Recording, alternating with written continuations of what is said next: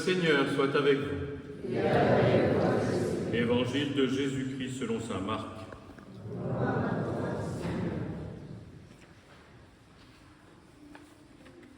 En ce temps-là, Jésus quitta le territoire de Tyr. Passant par Sidon, il prit la direction de la mer de Galilée et alla en plein territoire de la Décapole. Des gens lui amènent un sourd qui avait aussi de la difficulté à parler et supplie Jésus de poser la main sur lui. Jésus l'emmena à l'écart, loin de la foule, lui mit les doigts dans les oreilles et avec sa salive lui toucha la langue. Puis, les yeux levés au ciel, il soupira « Ephata », c'est-à-dire « Ouvre-toi ». Ses oreilles s'ouvrirent, sa langue se délia et il parlait correctement. Alors Jésus leur ordonna de n'en rien dire à personne, mais plus il leur en donnait cet ordre, plus ceux-ci le proclamaient. Extrêmement frappé, il disait « Il a bien fait toutes choses, il fait entendre les sourds et parler les muets. » Acclamons la parole de Dieu.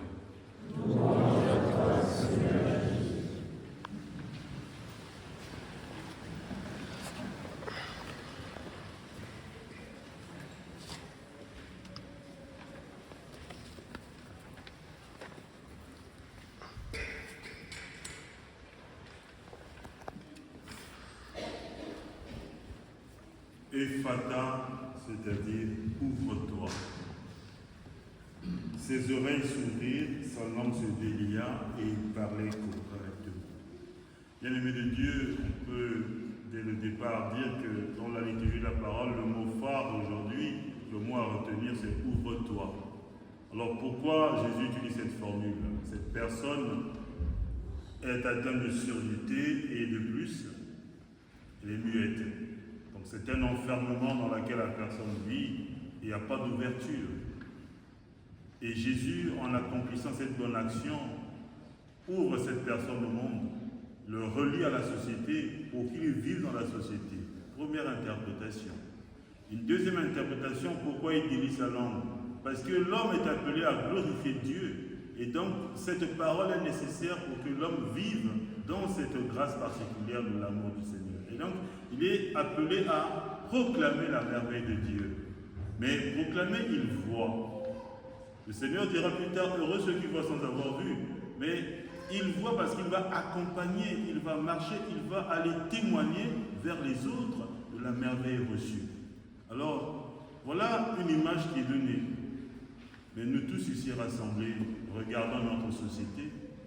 Est-ce que nous ne nous sommes pas enfermés aussi par nous-mêmes dans notre société où il y a de multiples lieux, il manque de silence? Il y a beaucoup d'événements qui jalonnent notre quotidien, qui font que parfois nous ne savons même plus où est-ce que nous en sommes. Et nous nous enfermons par nous-mêmes. Alors le Seigneur nous invite à nous ouvrir, à partir de cette torpeur pour que nous puissions reconnaître sa merveille dans notre vie et que nous puissions être des disciples. Il nous donne sa parole. Il nous demande de proclamer, mais vers les autres, pour que la famille des enfants de Dieu s'agrandisse et que nous puissions en être les témoins. Mais souvent, nous ne le faisons pas. Nous nous contentons de ce que nous sommes, oubliant que nous ne sommes pas seuls en société. Le Seigneur nous invite à nous ouvrir en faisant attention aux autres qui sont à côté. Cette personne n'était pas avec Jésus au départ, on l'a amené vers Jésus. Et le Seigneur aurait pu ne pas l'écouter. Mais le Seigneur l'a écouté pour que s'accomplisse la merveille de Dieu. Quelle est cette merveille? Que l'homme découvre que Dieu est amour, parce que le Seigneur ne l'isole pas, le Seigneur ne l'enferme pas, le Seigneur ne le rejette pas, au contraire, le Seigneur l'accueille et lui révèle les merveilles du monde pour qu'il soit à son tour témoin de l'Évangile. La grâce de Dieu est telle que dans la première lecture, nous sommes un peu dans la même situation.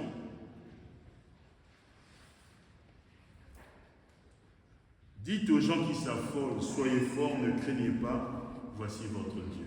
Les gens qui s'affolent, c'est des gens qui sont en difficulté, qui sont en souffrance. Ils ne savent plus à qui se vouer.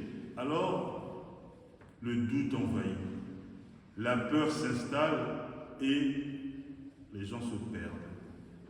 Notre société aussi, regardons le monde dans lequel nous sommes aujourd'hui.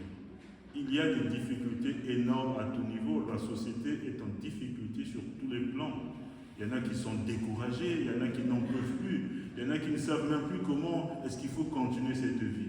Parce que ce qui jalonne notre quotidien fait que nous perdons l'espoir. Et comme nous perdons l'espoir, l'espérance est un mot qui ne résonne plus. L'espérance est un fruit de Dieu. C'est une grâce. Mais nous n'arrivons plus à percevoir cette grâce, puisque les événements du monde nous accablent et nous écrasent. Et nous oublions. Alors on nous dit, soyons forts. C'est-à-dire, tournons-nous vers le Seigneur. C'est lui qui chaque jour refait nos forces. Soyons persévérants. Ne nous décourageons pas. Bien sûr, dans la vie, il y a des hauts, il y a des bas. Il y a des jours avec, des jours sans. Mais le Seigneur qui renouvelle en nous sa compassion nous donne cette force de contempler la lumière qu'il donne au monde. Alors, Dieu n'est pas lointain. Mais pour que ces merveilles s'accomplissent, il nous faut vivre dans une authenticité de vie. Demander au Seigneur est une bonne chose. Mais où est-ce que j'en suis moi dans ma relation avec lui? Parce que lui que je ne vois pas, c'est dans la dimension interpersonnelle que cela va s'accomplir. Est-ce que l'autre qui est en face de moi a du prix? Est-ce que l'autre qui est en face de moi compte?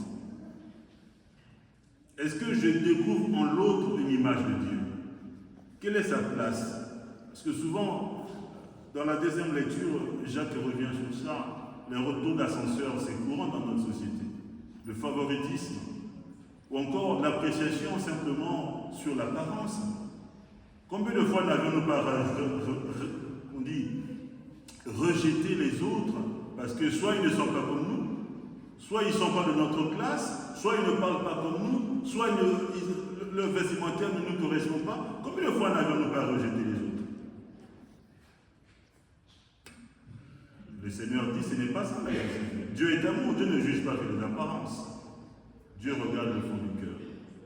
Et donc nous sommes invités, bien-aimés de Dieu, à nous ouvrir totalement. Première chose à faire aujourd'hui, c'est nous ouvrir à l'espérance d'un monde meilleur. Mais c'est nous. Parce que Dieu sait de quoi nous avons besoin. La prière, une des préfaces dit, nos chants n'ajoutent rien à ce que tu es, Seigneur. Mais il nous rapproche de toi, parce que nous sommes invités à le dire. Donc l'espérance, c'est quelque chose sur laquelle nous devions travailler. Vivre dans l'espérance des fils de Dieu. Je redis, Dieu ne va pas enlever d'un coup de baguette magique de souffrance. Ça n'existe pas. C'est un Dieu bouche-trou. Il n'existe pas. Mais Dieu nous donnera la force, le courage d'avancer, aussi Dieu que soit le chemin. Mais ce courage d'avancer, ce n'est pas aussi un courage béant, on va s'asseoir à la maison et tout d'un coup on sera courageux. Non. Dieu nous a créé à son image et à sa ressemblance, doué d'intelligence et de sagesse. Donc nous devons nous asseoir, réfléchir et prier. Ce que nous allons demander au Seigneur sera le résultat de notre méditation. Qu'est-ce que je veux faire de ma vie? Et dans ce que je veux faire de ma vie, quelle est la place de Dieu? La deuxième chose, c'est de vivre dans une justice sociale. L'autre est image de Dieu. Partons du principe que l'autre peut aussi m'apprendre quelque chose, parce qu'il a quelque chose à m'apprendre. Et je dois m'ouvrir pour que nous puissions faire ensemble. Et la troisième chose, c'est l'ouverture du cœur. On m'a dit que je fais beaucoup de morale. Je ne fais pas de morale aujourd'hui. Ce n'est pas ma prétention. Mais je vais simplement partager le fond que je ressens pour qu'ensemble nous puissions cheminer. Le cœur qui est rempli d'humanité, c'est un cœur qui ne peut pas vivre de la grâce de Dieu, parce qu'il y a trop d'humanité. On peut faire semblant dans la vie, mais nous nous trompons nous-mêmes, nous ne trompons pas Dieu. Nous nous trompons nous-mêmes, parce que nous ne sommes pas authentiques. Nous prions comme si Dieu vivait à côté de nous. Nous prions comme si Dieu vivait dans notre maison. Mais dans notre trajet quotidien, il n'y en a pas. Dieu n'existe pas. Parce que notre attitude, les paroles qui sont les nôtres, les regards qui sont les nôtres, les pensées qui sont les nôtres, sont parfois des pensées qui nous éloignent de Dieu. Mais tous les jours, je le dis pour vous, pour moi, pour nous tous. Nous avons besoin d'une conversion intérieure. Quand je dis nous tous, puisque Olivier est présent, il le sait, mais il y a même dans le ministère ecclésial des difficultés qui peuvent exister aussi. Vous en connaissez des histoires ici et là. La vie, elle est comme ça. Là où il y a deux personnes. Mais donc, nous sommes invités à nous ouvrir totalement à l'espérance d'un monde nouveau. Ouvrons notre cœur à la grâce de Dieu. Lorsque cette grâce nous remplira, nous serons des témoins authentiques de cet amour. Bon, je sais que parfois ce sont des mots, c'est difficile, mais Dieu nous aime et nous avons tous le prix de Dieu. Que le Seigneur soit notre rempart, demandons à Saint-Hermeland. Même si nous ne connaissons pas beaucoup son histoire, mais demandons à Saint-Hermeland de nous aider, de prier pour nous, pour que dans cette conversion profonde, nous puissions avancer en marchant sur les pas de Dieu. Le Seigneur dit, tout le monde, la tradition chrétienne nous dit, le Seigneur peut écrire droit sur les lignes courbes, mais présentons-lui ces lignes